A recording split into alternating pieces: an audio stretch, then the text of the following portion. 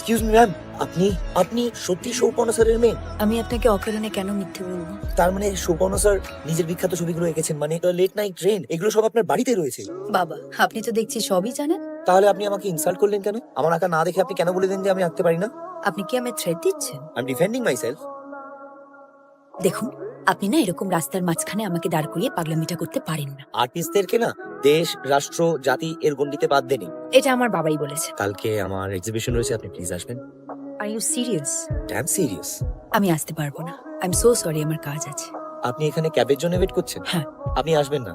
আপনি একজন শিল্পীর মেয়ে হয়ে শিল্পীর কাজ না দেখেই তাকে জাজ করে দিচ্ছে। শিল্পীকে ভ্যালিডেট করতে চাইছেন না। Be careful. আরে আপনি আসবেন না, আসবেন না। আপনি আসবেন আমার এক্সিবিশনে। আরে কি করছেনটা কি আপনি? এসেছিল এক্সিবিশনে? এক্সিবিশনের হলের কত টাকা ভাড়া লাগে জানেন? এসেছিল। This is not done. আপনি আমায় মিথ্যে বলেছেন, অন্যায় করেছেন। আপনি আমায় বলেছিলেন যে এটা এক্সিবিশনের অ্যাড্রেস, বাট এটা আপনার বাড়ির অ্যাড্রেস। চা থ্যাংক ইউ। সত্যি বললে আপনি আসতেন। So Sohini, I have to show you something. If you don't mind, আপনার বাইক কি কোনো